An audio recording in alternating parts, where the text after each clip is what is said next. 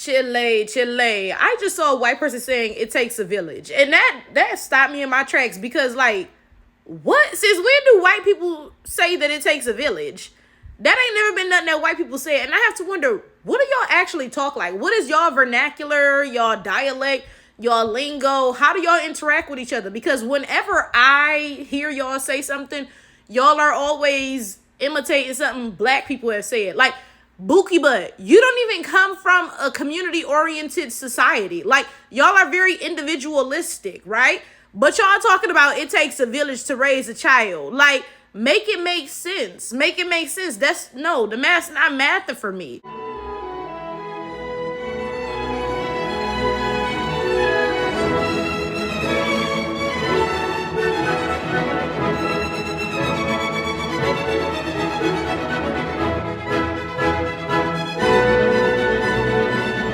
Then this is the other thing. The person didn't even use it in the correct context. And I'm not going to go into the details and explain how they used it wrong or the correct context to use it in, because quite frankly, I want y'all to keep using it incorrectly. But I will point out that it was used incorrectly. And I'm saying that because y'all don't even be knowing what y'all be saying. Y'all just be imitating what y'all be saying black people saying. Like, that junk is wild to me. In fact, let me give y'all an example of something, because the switcheroony that has occurred before my eyes has been insane. When I was in high school, I had to be either going into 9th grade or 10th grade. I think I was going into 10th grade, but whatever, right?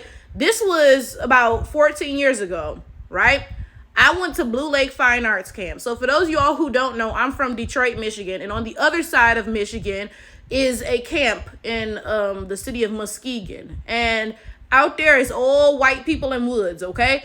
So when I got to this camp, these kids had never met a black person before, most of them, right? And it was like 4 black people at this camp. That's an exaggeration, but my point is the camp wasn't even 1% black, right? So I went to this camp and I was in a cabin full of white girls, right? So this one white girl, she got on my nerves. The only way I can describe her, she was like a Karen. Like, she was a Karen in training. I'm not even joking. We was 15 years old. And she just always had something to say. But the way she would say it is like, it was very passive aggressive, right? She would say something in a way where it's like, if I cut up on this bitch, I'm going to be looking crazy, because she didn't really say it rudely. But this bitch got me fucked up, right? She always had something to say like that, right? So finally, one morning, I was not in the mood for this girl. So we sitting at the lunch table, right? It's me and a bunch of white girls. So, or this might have been the breakfast table. I don't know, right? But she said something, and I said, bye, Felicia. I'm really not even, like, I'm not in the mood for you, right? And then she said, who's Felicia? And the whole table looked at me, like, waiting for an explanation, because none of them knew who Felicia was. And I was just like, it don't even, like, never mind. like, never mind, literally, right? Now, that had to be in the year, like, 2011. And now, fast forward to today, and guess who's saying bye, Felicia, the most? White people. The same folks who 15 years ago, they didn't know who Felicia was. And the crazy thing is, they still don't know who Felicia is. If you ask them, who is Felicia? They'll be like, oh, it's just someone who's so insignificant. You're like, bye, you're nothing. That ain't who the fuck Felicia is. But that's my point. Y'all don't even be knowing what y'all be saying. Y'all just be imitating everything y'all see black people say. The way y'all follow behind black people and imitate everything we do is odd. It is. Now, put it in personal terms. Say you going to school and there's somebody who imitates everything you do. Like, every single thing. Now, don't get me wrong. We don't know, it took a little inspiration from somewhere. Oh, girl, I like those shoes. Where did you get them from or something? You know, like, but we also have our own style. And, you know, like, we ain't just completely swagger jacking 100% of everything there is about a person, right? But no, imagine there's somebody who imitates every single thing about you. The way that you dress, they went and bought every single pair of shoes that you've ever worn to school, every single outfit. They now imitate the way that you talk. They imitate the way that you walk. They imitate everything about you. That shit is weird. That shit is very weird. And you know what the most irritating part is, right? It's the fact that whenever a black person says something about this, white people will be like, culture is meant to be shared. First of all, how you gonna take my shit and then when I tell you, hey, I don't want you to take my stuff, you talking about it's meant to be shared?